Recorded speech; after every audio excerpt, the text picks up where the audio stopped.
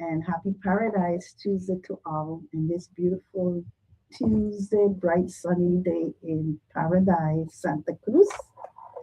Today is May 26, 2026. How about that? The sixes.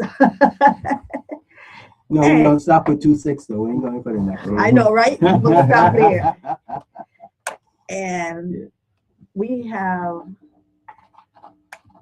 220 days left in the year 2026. Okay. And it's an exciting moment. This is a political season. Once again, welcome to At the Table with Crucian Educator.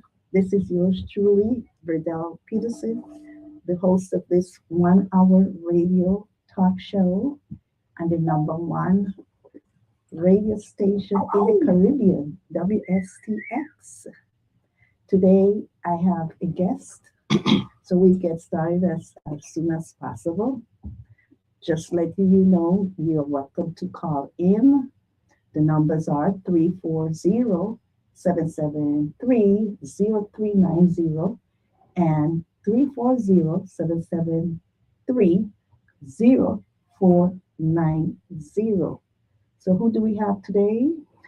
I have the pleasure and the honor of introducing to you one of the candidates seeking the position as delegate to House of Representatives, or it could be called delegate to Congress. Right here in the studio, Emmett Hansen.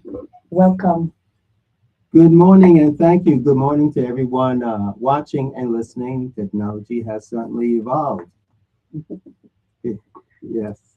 Okay, so I'm here to interview you, and we see, the races are about to begin. Mm-hmm. The prospective candidates are out on the field, and the final huddle is now to take place in a couple of days, a few days. June 2nd, the supervisor of elections will be qualifying the candidates. Right now, they have filed. 2 have been disqualified, to my knowledge. I don't know if any other more. I believe the election laws are pretty clear. I don't know why there's still issues going on, but perhaps it could be because you have, in my opinion, a board of confusion. Nonetheless, be serious now. Everybody has a civic duty.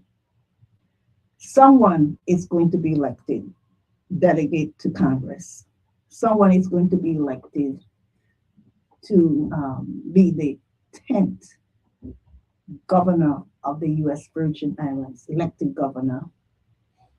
We're going to have 7 district senators from each district and 1 at-large senator elected by both districts, the St. Croix district and the St. Thomas, St. John district. So I hope everybody is paying attention. I have put out an open invitation to all the prospective candidates. They are welcome to come here and present their platforms and have engagement, civil dialogue, telling us why they wish to represent us and what they have to bring to the table to convince us. I think the most difficult contest for me is delegate to Congress. I tell you why. Yes. You can only choose one, and I do think you have some excellent candidates. So I think that's where you have some really stiff competition there. It's a little easier for the primary election as far as the gubernatorial race because you only have 3 contestants. Is it only 3? Democrat? Yes. Okay. And See, as for me, I am not endorsing anyone. My position is neutrality. I want everybody to just pay attention and get all the necessary information that they need to make a wise decision. Mhm. I think though that race is easy. I could easily eliminate two. Yeah. But I can't for this one, delegate Yeah. to Congress, nah. Yeah. Well, since I'm here, ask me a question. Okay, I'm here to interview Emmett Hansen, and he is seeking that position. Mhm. And you were here last time, we get to elaborate, but you had receipts I do. to demonstrate why you're the best choice Mhm. because you have already been in the field As already. doing Yeah. doing work. You Right. are a strong, loyal Democrat. You understand how the game is played In Washington. in Washington D.C. Yeah. So again, I'm going to ask you, what will distinguish you from the rest of the candidates for delegate to Congress? Thank you. And thank you for inviting me. I appreciate You're you. welcome. Yeah, so what Verdell was referring to is the fact that last time I was here, I actually brought a published book published by the DNC for the 2016 Presidential Policy Committee. It is rare for someone from a small island such as this to be asked to perform and to participate in writing the policy that the presidential elect will follow once they win office. Verdell saw the book. Verdell saw my name in many places. Saw my badge. So that's not an issue for debate. That is a fact. Then you certainly look the part. Well, thank you, dear. Thank you. Yeah, and and the thing is that I can say this without fear of contradiction. I am the only person in this race that has any experience whatsoever having been on those committees or been a member of the DNC. So your choice is to look at my history, my experience, the fact that I know where the bathrooms are, I know the process. I've been recognized as one of the best to serve on that. There's no committee higher than that. There's Okay. no committee higher than a policy committee for a presidential nominee.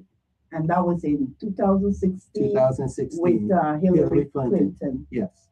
And I've been to numerous other ones, but for the purposes of this, I wanted to be able to present evidence, and it's in the book, and you have seen this. Yes. So I'm not making this up.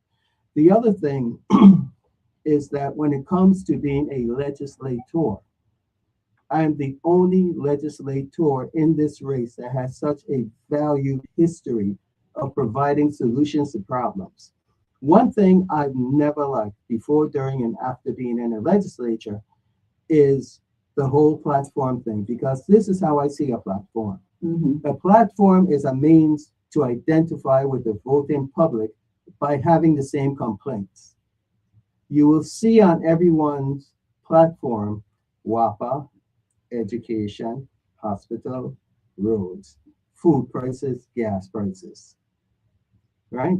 Right. What I guarantee you will not see are solutions to those problems. Oh yeah, I'm just hearing over the issues regurgitated over and over. Thank you. And that is the problem I have as a voter with platforms. Don't tell me what the problems are. Scooter, I know what the problems are. Exactly. But your job as being a legislator is to provide solutions. When I came into office, we had a fundraiser for Central High by a dear young lady, Natasha Cummins. I get emotional whenever I talk about her because she was murdered in her own home. Natasha Cummins? Natasha Cummins. Where that was? She was an English teacher at Central High. Oh yes, I do remember her. Yes, Of phenomenal person. Yes. And she came to my office. I had just gotten in there, and they Uh-huh. needed a copier for the English department. Mhm. Now, for those who don't know, I was an English major in college, in undergrad. So, and plus I knew her from being a student at UVI. So, Mhm. turned around and we had a fundraiser down at the rec bar and Mhm. raised the money for the copier. Right? The persons who participated are too long to remember, and it's too long ago, so I may not remember Uh-huh. everyone. So let me name names. But in the middle of us doing that, there was gunfire right outside Wow. in the street while the event was going on. This wholesome event Do you to recall what day it was? no, The year? it had to be 2001. Okay. It was 2001. I remember because that's my first year Mhm. in the Senate. So from then, I started working and worked with ATF. I worked with Attorney General Ivor Stradivarius. I Mhm. worked with Franz Buffy Christian, my cousin, Mhm. and we crafted this bill. And then the governor said, "It's too harsh. It's too harsh. It's too draconian." Of course, that was Governor Turnbull. Uh-huh. And so he said, when it passed, he vetoed it.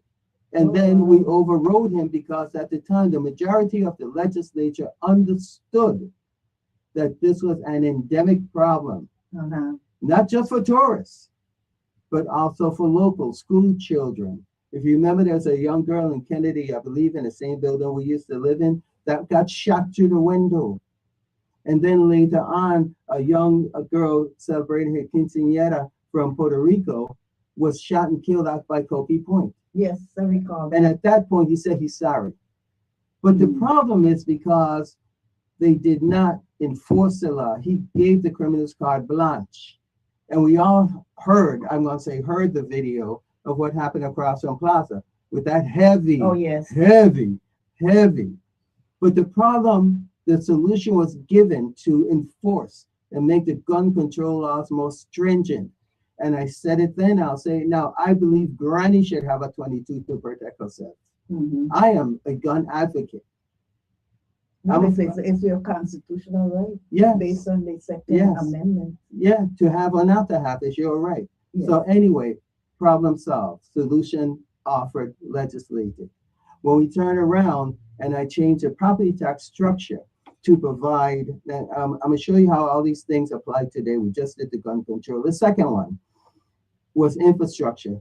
Uh-huh. Because property taxes used to get dumped in the general fund and you don't get any benefit for paying it. I Okay. changed the tax structure to go ahead and take a percentage, and it was based by district, Mhm. okay, to expand the potable water system and repair and expand the potable water system, street lighting, and local roads. And this is why it was done that way, because our roads are damaged by drainage and runoff, Mhm. right? Right. So if you're not repairing the local roads, where do local roads lead to? Main roads, right? So if you don't deal with the infrastructure on the local roads, then the main roads will end up frig up too. Of course. If your neighborhood is not lit, and I believe it was Senator Bailey who recently used a couple $1 million out of that street light and fund to pay for it. Because remember, it used to be public works, it used to be WAPA. They're going back and forth. Nobody wanted to pay for it. Right. I solved that problem. You see?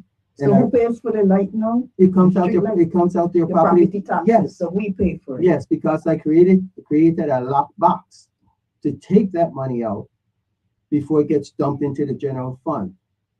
That was, I think, 2001 or 2. But you see how here in 2026, it is still valid because the money still goes and stays in our lockbox. But what percentage I think it was, coming from I think we share? I mean, from the from the property tax. property taxes. Yeah, 2%. 2%. Yes. Because right now, a lot of I people are wanted afraid 5. to go out at night. The roads Exactly. are dark. Exactly. I don't drive at night. I don't Wow. either. I don't I'm either. like, Listen, that I is finally too got my dangerous dream out there. car.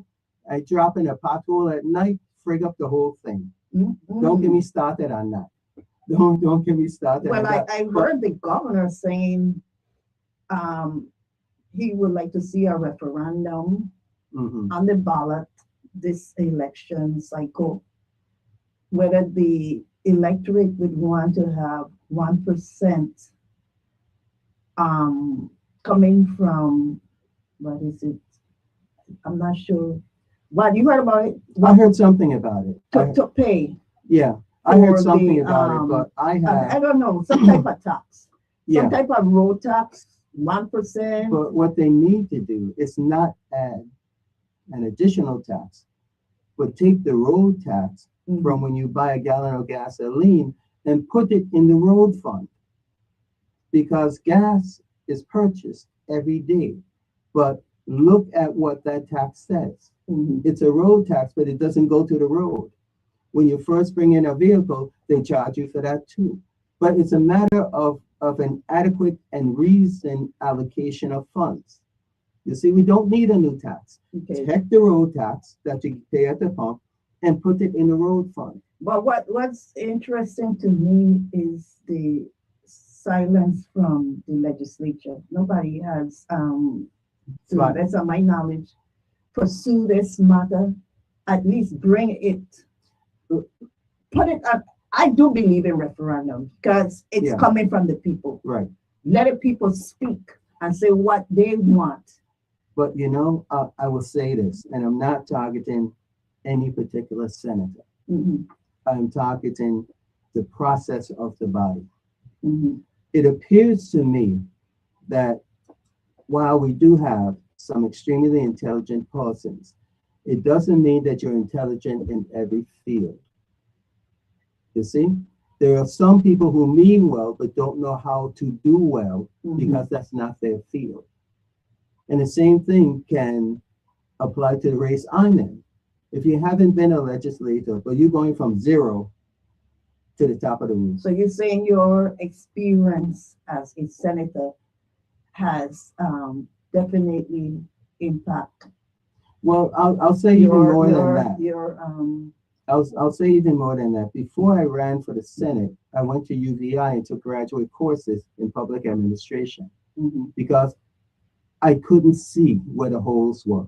I couldn't see where the gaps were. mhm. You know, I had to go and learn how it's supposed to work to understand how to make it work. Right. You see? So in doing so, I was able to, once I learned the inner workings of a legislative body, Mhm, the value of working within a caucus, mhm. the value of respecting all of my colleagues. Right. And because what I would do for every bill, every single bill, I would call my colleague's office and make an appointment. Please tell Senator so-and-so Mhm. at Senator Hanson would like to speak to him for about a half an hour. I'm sending over the bill that I want to talk to him about. Because I am not a contentious person, Mhm. most of the time I would get, man, just come over. I say, no, I don't really want to be informal. I want you to understand that this is important Mhm. because you have to know how to take criticism. Mhm. There hasn't been a man walk the earth yet, or woman, who's always right. And if you're a teacher, if a child sits there and think he knows, what is he learning? Nothing. I learned from him. You know, Or, no, but I'm saying that you have to be but no ready one, to like you said, listen. nobody knows everything. I agree because I heard about the 3 C's for a successful legislature, which includes consultation, which you Mhm. mentioned, Mhm. collaboration, and compromise. Yes, Because everybody's not going to have the same perspective, that's right. but it's a body of the 15 minds coming together, Yes, looking at the bill and discussing the pros and cons. And Mhm. then it's a deliberate body. You make a decision, yea or nay, and that's you're right. done. You said something that's so important for now. You have to make a decision. I serve with persons who will walk off the floor, Mhm. would say not voting, Abstain. be absent. I don't respect that. I don't either. Okay. So anyway, the last thing that I'm talking about providing solutions Mhm. was the Affordable Housing Act. Yeah. You see? Because when we came home, right? This is when, in all full disclosure, Verdell and I have been friends since like 1970. Like from your age what? Yeah, 10? yeah. So there's a familiarity, but you see, she treated me like everybody else, which I appreciate. But I don't want somebody to say, look, they're sitting down there acting like they don't know each other. Yes, we know everybody in the family. Yes. So getting that out the way, that's when they had just built Kennedy Project, right? Mhm. The reason we were there was because there's no place else to live. That was the new one after Red Brick. That's right. I was literally born Yes. in the living room of Red Brick apartment. Okay. I Because could find the apartment. I could go there and yes, point it out. when I drive past, I watch it. You live right there. You know, but it's true. But the thing is that there's no place to live. The housing boom had come and gone. We were lucky enough to get to purchase a home in Sign Farm, which was a great neighborhood. Both places were great. We played. We didn't have any fear of anything. But since then, you've had generation after generation after generation unable to do the same thing, unless you had a group of friends in Alayo were carpenters and masons and these sorts of things. So what that did was it used the fallow government land. It's law. It's law now. Another one that Charles Turnbull vetoed and got overridden. And the thing is that from 2004, we could have been building homes because homes equal wealth. Homes are economic tool, but it's also a spiritual and psychological tool for people to feel safe. I know. And that inability of our executive branch to do this in a meaningful way is what is killing us right now. Well, we definitely need strong leadership that's concerned about the people and the future of the U.S. Virgin Islands. So further, if I can say this before I forget, seriously, the reason why I brought up those three major bills is because I want people to understand that my legacy is one of solution-based leadership. I do what I say and I say what I do. So when I get to Congress, I already have a mechanism to deal with all of these things. I dare not, because I've criticized this in the past, I dare not just identify a problem without a solution. And by the way, listeners, tomorrow morning will be the premiere, so you get exclusive, the premiere of the Hanson Digest. I'll be on here from 9 to 10 every Wednesday. And tomorrow, I will be telling you all of these things I'm ready to present when you send me to Congress. Oh, wow. Okay, I'm looking forward to the premiere. Well, thank you. See, but Dibu, as your official host of this program, right? I'll say that again. You will be the host. Oh, yes. Back behind the mic. Okay, so I look forward to that. Yeah. Tomorrow, 9 to 10. 9 to 10. Got you. Every Wednesday. You mentioned all these various legislation that you were responsible for bringing to fruition. And I was asking now, as your role as a delegate to Congress, what legislations you will be pushing, advocating for? You see, we got to wait till tomorrow morning for that to suck, you know. Okay, all right. I will stay in suspense. I will stay in suspense. Yes. So I know you're not hesitant of being straightforward and asking. No, never. I mean, responding to questions. Not at all. There's this topic. It's like the elephant in the room that many of the politicians are avoiding. I'm going to call it Epstein debacle, because just this morning I was listening after YouTube on that. I would like to know what's your thought and this Epstein debacle. So it's open You could go wherever direction you want to go. Burdell, listen, I am so, look, I got goosebumps. I am so glad you brought that up because I wrote a letter to the editor. It was in the the consortium, the source, the Daily News. It was on Facebook about that same thing. Because my point was, where do we go from Epstein? You and I grew up in the era of Fountain Valley. Yes. People still ask about that. This thing here is worse than Fountain Valley. Okay, I have a soft spot for children. I was dealing with Little League before my son was even born for years.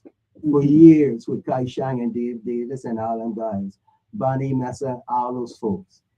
You know, Mumps, Harry, Greavy. I was there with them all the way. I love kids. And this thing here hurt me to my heart to find out what's going on in our islands. But my question is, when are we going to get a full accounting of what the hell happened? How is this allowed to happen? Because I have seen complete avoidance. That's it. By Virgin Islands officials. Yes. Yeah, complete about it. And total. You, like you say, I don't bite my tongue. So I want us, as Virgin Islanders, to find out what the hell it just went wrong and who was involved, and let them eat the cake they made. You see? But Maurice James tried. Yes, she did. I congratulated her for that 2 Saturdays ago. And she was not received. Well, the thing is, the favorable banner. Listen, the issue is we cannot avoid it. We need to be upfront because the only way to stop it from happening again is to know what the hell happened. That's what I want to know too. How do we prevent something like this ever happening? Because we have to, and whoever was involved must be punished by any means necessary. And I'll tell you something else. Way back when I used to do the television show Topics on WTJX, I brought this up. I had Mary Mingus, Clemmer Lewis, and some other folks there. I think Abdul was there, I think. But we addressed this same issue, okay? And the thing about this, and I said it then because of my experience in law enforcement in Louisiana, that when you have these kids in group homes, the girl who's fat and her hair curled tight on her head, and she dark, and who's teased, you never see that girl, quote unquote, run away. It's always a cute little exotic looking girls and boys that disappear. Well, tell me something, on an island this small, or in St. Thomas, an island that small, there's only one way to get off island, Yeah, in the sea. In the sea. Swim. And get a board, ski over. Yeah, and a jet ski. Because when you see boats leaving them time of night, where's Blue Lightning? What's going on? You see what I'm saying? So it's not that we don't have it. It's that we don't care to know. That's the issue. That's the thing that puts acid in my gut. Well, I'm glad you have that passion, because I myself too I realize that this isn't going away, and it's going to follow whoever goes to Washington, D.C. It's going to keep on coming up, the Epstein file, and you cannot completely distance yourself. But can you say for certainty you're never mentioned in any file? No, ma'am. Have you ever actually met Jeffrey Epstein? Never. Listen. You ever received campaign donation? Because I've heard campaign donation was sent to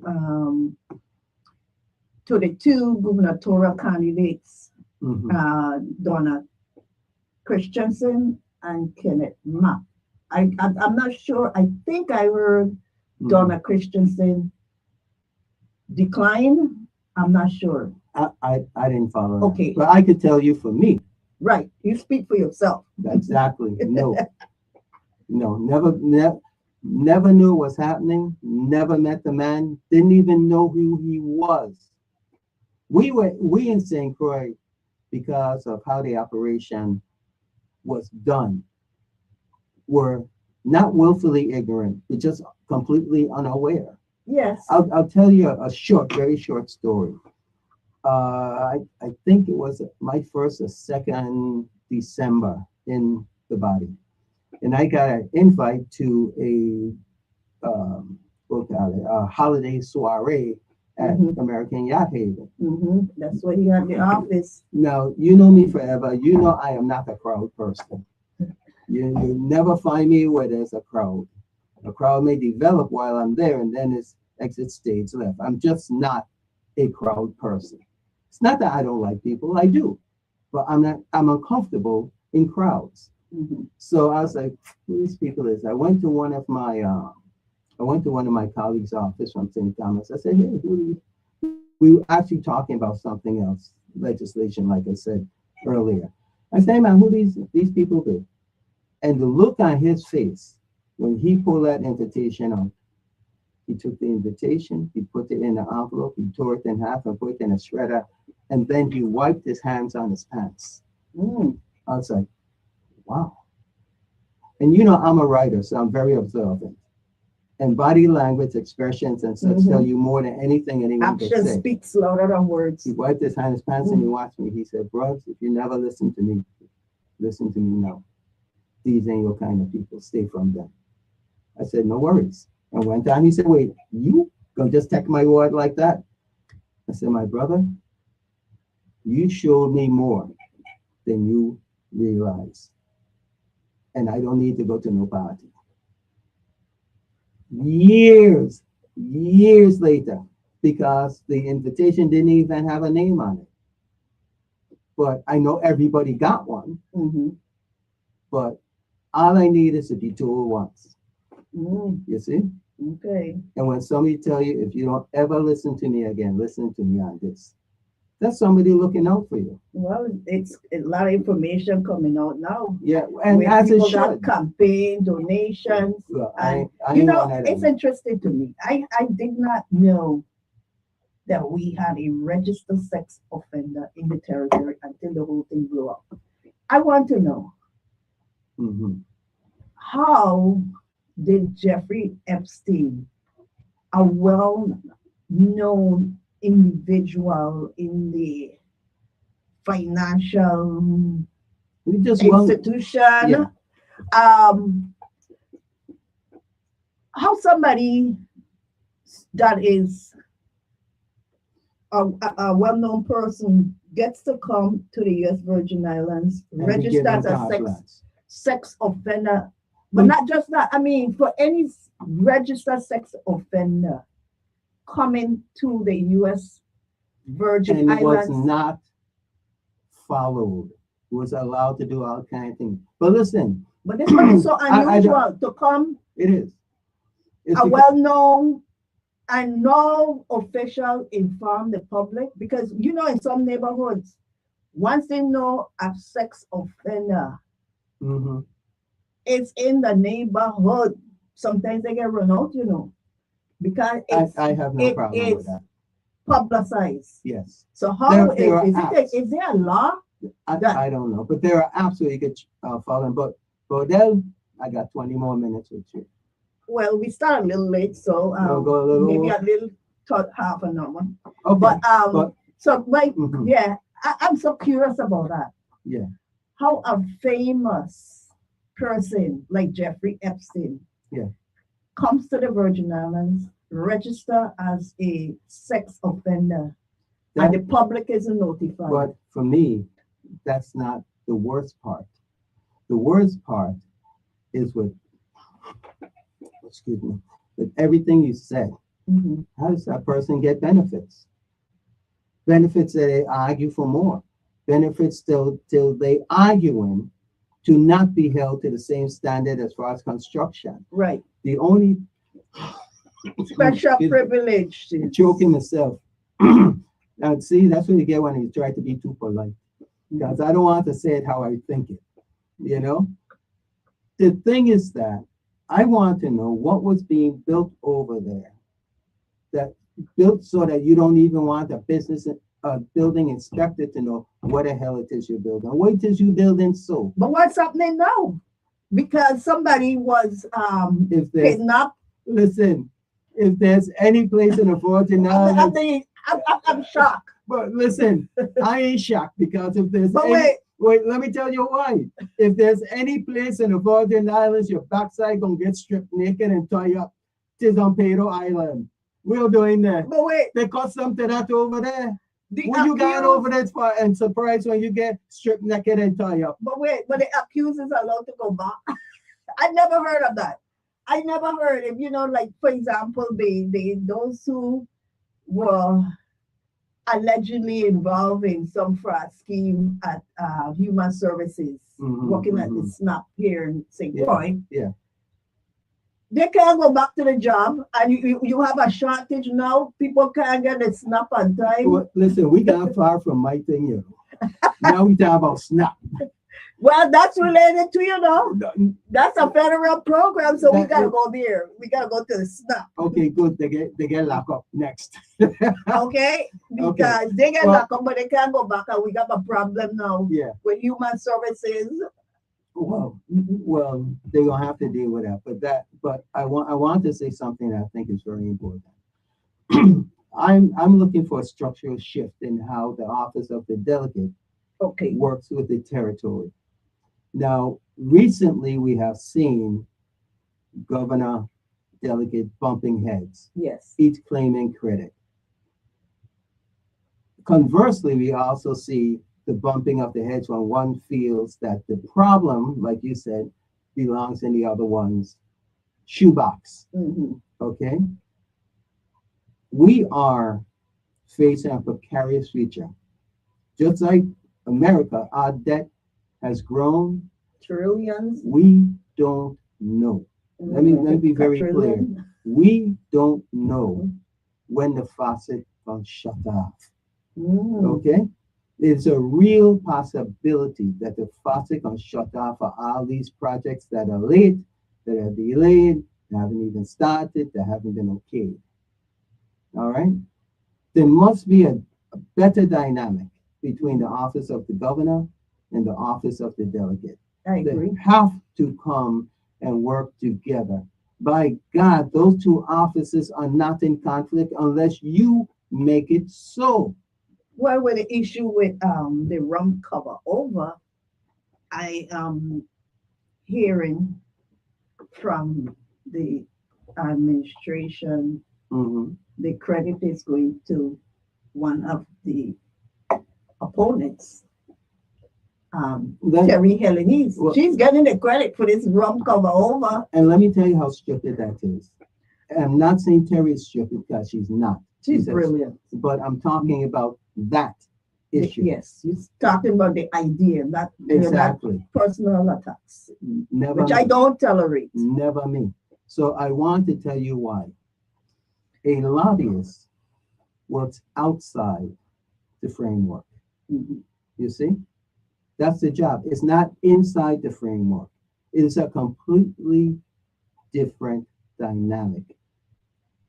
People don't understand that because they think it's a big thing. It's like being an influencer. In fact, it's exactly like being an influencer because you're trying to influence somebody to do that. But the only way that really happens is inside the halls. Because you could work outside and you have, because the access is very limited. The access is predicated by what you could give the person. Again, this is not personal. I have the highest respect for Terry Helenese. So this has nothing to do with her as a person. It has to do with the act of lobbying. I want to be very clear. I don't start trouble where there's none. Okay? No, but I'm being as blunt as I can. Be open. I like your frankness. Always. You know? We have to learn what people do and what they don't do. Right? We have had lawyers go into the legislature and can't legislate because there's an art to writing a bill. There's an art to gaining support for a bill. You see? Not everyone, I said this earlier, not everyone who's good in one field that is transferable. Right? When I can sit here and I only talked about 3 bills, right?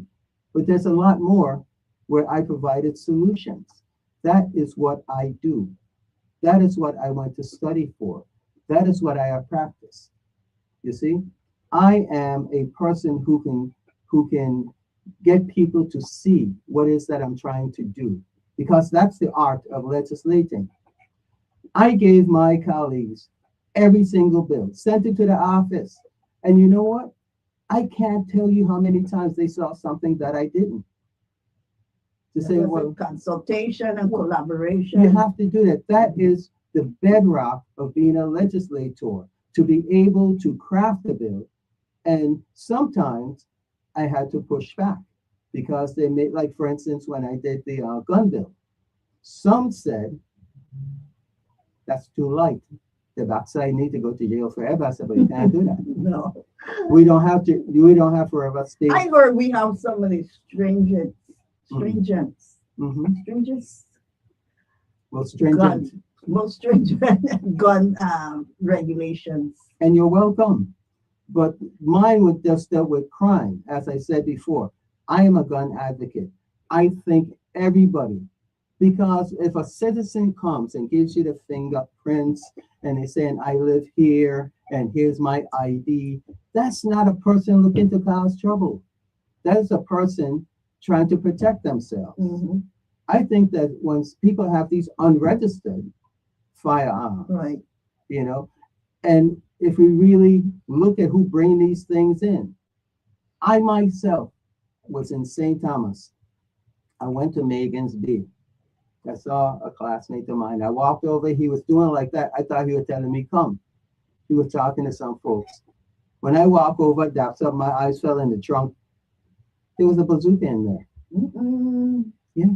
And what's a bazooka? A bazooka is a tool and it has an explosive round in it. The round is about this big. Mm-mm.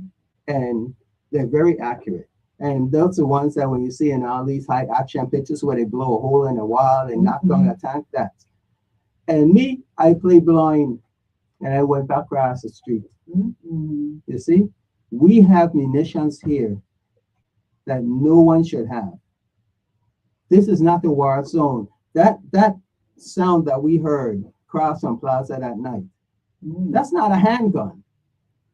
That's not even a Colt Python. That's not a handgun. That's an assault rifle, and a big one, not the M16. Anybody who been in the military, and nobody has been arrested on that yet, right? No. But listen, bro, they're not knocking police. I used to wear a badge, but them I wasn't looking for that. They ain't looking for that. Well, you know, the horse is out the barn. Right Yes. now, it's hard to control the who gets in possession of guns. It's easier, like you said, to control the civic-minded, Yes, law-abiding citizen. yes. Well, the outlaws don't care how strong you make They the laws. don't. They don't care. They don't. So That's you what- have to come with an approach Yes. that is going to work, because making the law stronger apparently doesn't deter them. They're just trying to find ways Mhm. they can circumvent the law and get the high power attorney that will find loopholes to get them off. Mhm.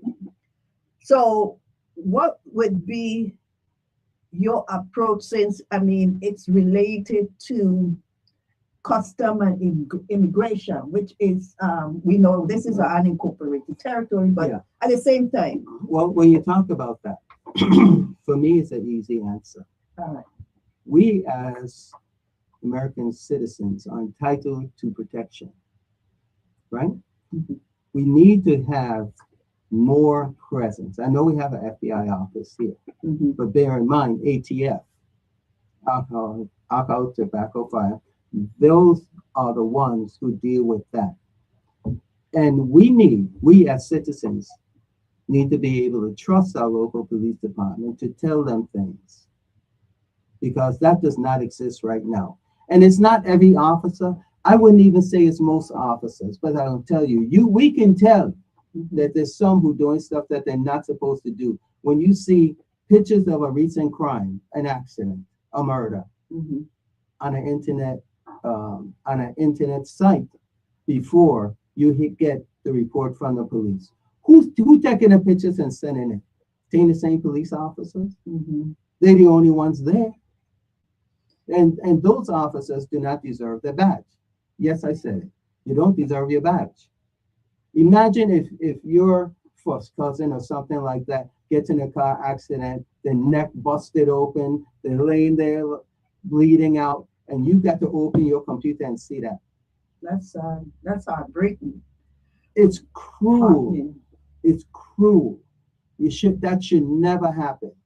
But it does. And it did, you know? So the thing is, where's the professionalism? Where's the ethics? Like you said, where's the caring, right? If that's what you're doing with your badge, and you taking pictures on your phone and sending it out to everyone. Why? This is Why what would I'm you do that? saying. You You know, can make laws, but then it still comes down to people. and it comes down to enforcement. Yes. And in your role as delegate to Congress. I would, short answer, I'd be looking to put every federal agency here in the Virgin Islands for whatever time they deem necessary to stop the importation and sale of illegal weapons. I don't think I would be any clearer than that. And I don't care who you catch, adjudicate, get them off the streets. Mm-hmm. Make it safer for all of us. Well, we have to. How are we going to tell people, you know why Jamaica's suffering? Because now when people, and it's not just now, but people go there and they go to the resort and they stay at the resort. They don't go down in town to buy none. They stay on the resort. They are urged to stay on the resort for their own safety. Same thing in the Dominican Republic. They are told stay on the resort. Mexico, same thing. We don't want to be on that list. Definitely. But when you look at our mortality rate for homicides and whatnot, it's way out of control. And we need to be honest and stop putting our head in the damn sand and work the problem. One more thing. I think young people get a bad rap. When we were kids, 200 years ago, right? We're dinosaurs. Yeah, but we had the youth commission. So we look so young. True that. Good fungi, good fungi. But we had the youth commission, right?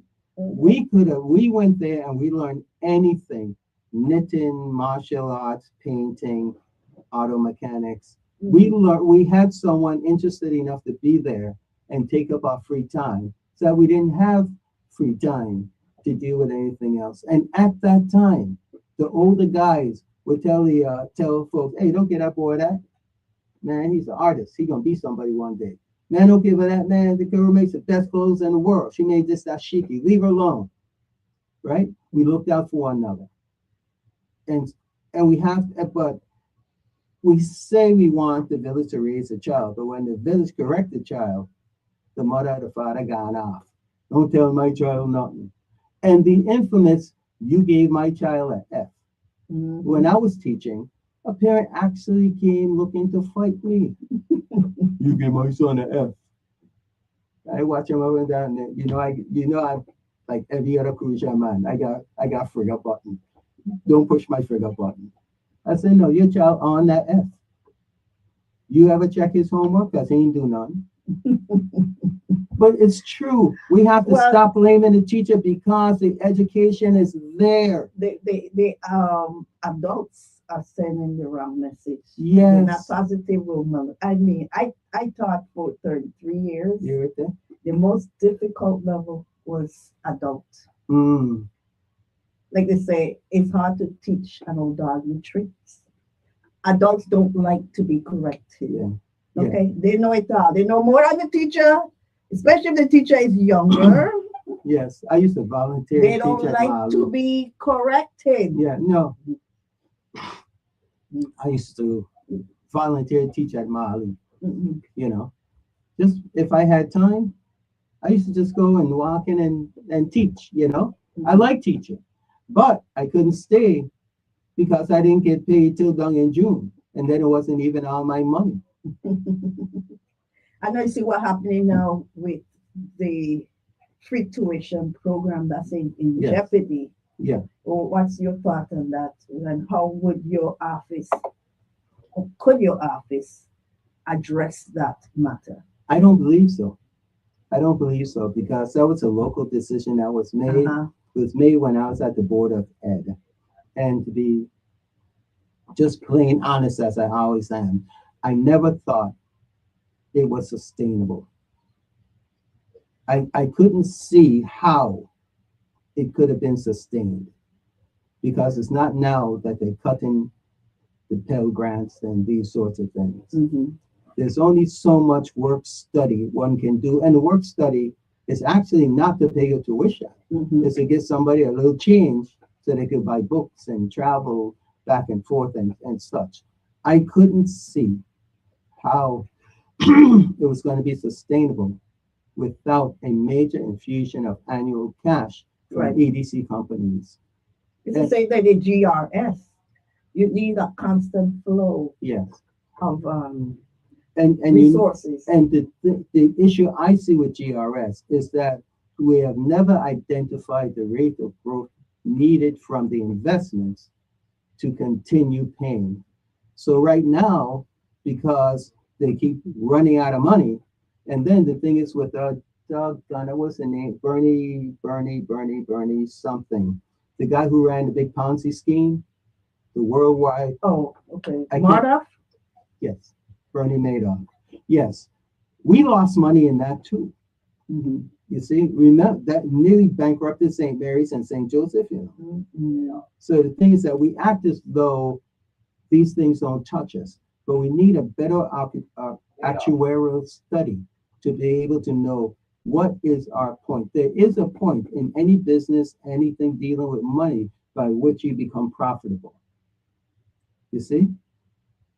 Right. And we don't know what that number is. No one has ever told us what that number The is. number is so many factors because, like I've said often, we don't think, most of us don't think beyond 20 years. We don't plan for the future generation, and we have to be able to adapt because every era brings Change. new challenges Yes. that we have to confront. That's what will lead me to this question now Mhm. of the Sixth Constitutional Convention right now, currently working on a draft. Mhm. And all these issues that's being discussed, you're not here. I'm not getting no feedback. I don't know if they are taking into consideration these issues we're talking about. Right. For example, as far as the election of an attorney general, what's your thought? You for that? I had a bill for that, but Oh yeah. oh yeah. There were two bills that I did not bring to the floor because the support wasn't there. Right. Number one was to give the Inspector General 1% of the budget to run his office, and I think it was Governor Snyder who had almost zeroed out the bill. I mean that the budget for that office. And so when I got into the legislature after that, I said, you know what, this is one office that does not ever need to be politicized. So in order to depoliticize it, I propose that we just have a set percentage annually to fund that office, Mm-hmm. right? A lot of my colleagues at the time didn't see the value of it because most of my bills, I had like 12, 13 co-sponsors. If you're smart and you're a good legislator, you don't run out there like the Lone Ranger. Mm-hmm. You get your gang together and you put it on the floor. You have the support. You get vetoed. I'll see you in a week, and you override it. Right? That's how I did it. But if you don't have the support, now this is how I think. If it didn't have the support, I'm saying it must be me. Maybe there's something I'm missing. Maybe I'm not making it palatable enough so for someone to just see the value of having an inspector general who does not have to be politicized. So I'm for that. The attorney general in our frame of government acts as the governor's attorney So because it he's seems so to appointed. me. Yeah, no, it's true, and I'm not knocking any particular one, but because you're appointed by the governor, where lies your loyalty? Well, The that's the thing, governor, because right? you're part of the cabinet and you serve at the whim of the governor. Okay, case in point, the situation with Denise George, who Right. came with the, Well, how many again, are we? back Are to we on the fourth or FC. fifth? How many? We are on Oh, the sixth term The now. sixth. Okay. And the same thing came up where the under the young administration, Mm-hmm. Epstein got a waiver. And then the other one came in, the other attorney general, I forgot her name, and she rescinded that. Mm-hmm. Then now comes Denise George, and she's like, nope, no Yeah. way. And then she wanted to pursue getting a lawsuit filed, and Right, she was right. fired, Yes. rightfully so, because you serve at the whim of the governor. And that's what made, I was on the fence with the topic. But that episode made me decide, you know what? Maybe the attorney general should be an elected position. I've always felt so. I think the same thing about judges. I do too. We have had judges Because it's that so were, small, it's a small knit community. yes, and to that end, I remember I was Rhode Island, as I said before. Great Virgin Islands gentleman. Great. It's so knowledgeable. But when I was doing the Gun Control Act, he and I worked hand in hand because as Attorney General, he was to be the one who prosecuted the cases. So of course I couldn't just sit in my office and make those sorts of decisions. I had to stand up when it went to be adjudicated. Worked with me great. Until the governor vetoed the bill. Then because he worked for the governor, then turn around and he had to now come back to the legislature, of which he was a part, I think a two-time president, and say, no, I was mistaken when I said it was good. Now we're bad. And I could see the shame on his face. He wanted to keep his job. And anybody can understand that. But I say that to give a valid example about how these things trap you. You see? And what we need are persons, again, like I said, who are versed in their field and can operate. Because if we have a bad attorney general, but the governor likes him, and again, this is generic, this is not for Governor Brown. If you have a journey, he could be lousy. He could be making plea deals where there ought to be none. Right? And the public doesn't like him, but we can't get rid of him. Exactly. That's why I come to the conclusion it should be an elected position. But at the time when you proposed that, we under the revised organic act. So what you were going to put it in to Congress for consideration. Well, I will assume. I'll tell you what I think is the cleanest path. As you said, we are under the revised organic act, right? That is our de facto constitution. Exactly. The easiest thing to do would be to go ahead and frame our constitution after the U.S. Constitution, where you have states, you have islands, where you have territory, where they have country, have territory. Do that, own it, and then we can revise it as we go. Seems to be the most practical, prudent decision, and that's what I was advocating along with my professor, who is my mentor, Dr. Malik Siku. Great guy. But apparently, not everybody thought it was a good idea. Because we want to reinvent the wheel. I know. Again.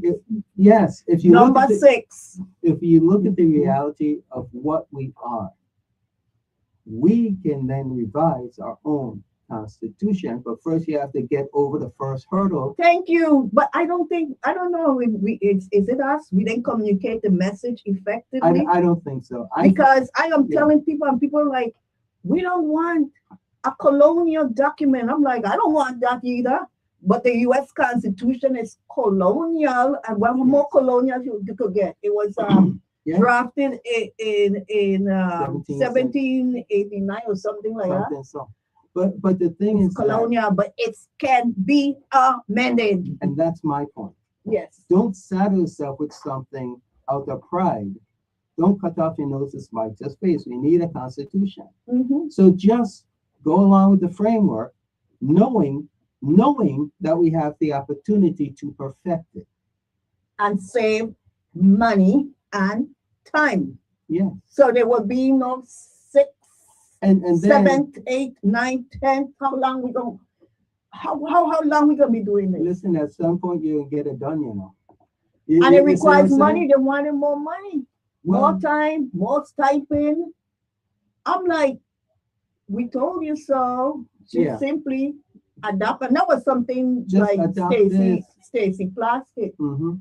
and she got a lot of backlash for that. I'll tell you, when we had that referendum quite a few years ago regarding being fully encapsulated, being free of free association, Mhm. I opted for free association because I saw that as a way, a readily available way of being able to say, I accept this, I don't want that. I Mhm. accept this, I don't want that. Mhm. Because you're now freely associated, you have more say over your own affairs. It's in the name, Mhm. free association. We could keep everything and still have more control over what we do. Okay, well, that's But requires but- further discussion at another Yeah, time. yeah, But, we'll do but that I would another like for you to do is, I know you probably have your own website and all that. I would like Mhm. for you to put all this information on a Facebook page Yeah, that I administer called Mhm. Virgin Islands Affairs Forum. Yeah, I'm on there. Okay. Yeah. Put all that. People can interact, You've got it. ask questions. So this is not just a one-time thing. Yeah. It's ongoing, Mhm. dialogue. Yes. And so I would like for you to, we're gonna wrap up soon. So I would like for you to tell us Yes. if you are speaking to those who are on the inactive voters list and those who will be making 18 at the time of the primary election on August 1st, and those who have surpassed 18 and have never voted in their lives. Yeah. What would you say to them? Because I have been doing my own educational campaign to try to convince people you need a government, and who create the government? You, the people, you create the government. They don't. The government doesn't just create itself. Right. And the next thing is, oh, I'm not voting because they don't do nothing for me. I'm like, it's not about getting a personal package. Mhm. It's to help the entire community, the government. So just wrap up and tell us what message you have for them to convince them to go and register to vote. I have been doing that pretty much since I came home in 1985 because living in the South Mhm. is not like here. Okay? The food might be alike. Some social mores, good morning, good afternoon, good night, Mhm. may be like that. But when you are a minority in every sector of where you live, the police don't look like you. The doctors don't look like you. Nobody in a place of authority hardly looks like you. You're a minority. You are a true minority, and thus the little things that we have, the right to walk up and down the street and not be pestered by somebody wanting to know where you going, boy. Mhm. People passing by you in the emergency room, right? You learn. You learn that it's not a game, that it's serious, and that your participation may definitely one day, meaning life or death. Okay? So when people come to me with the tired tirade of, you don't do nothing for me.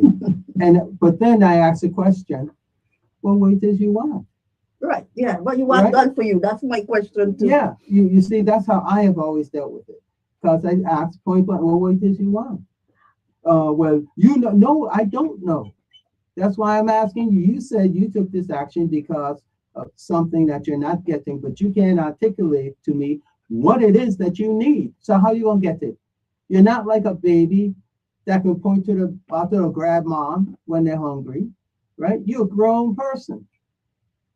So I tell them, if you can't tell me, don't ever say that to me again. Because you're not helping your own cause because you don't even know what you're lacking.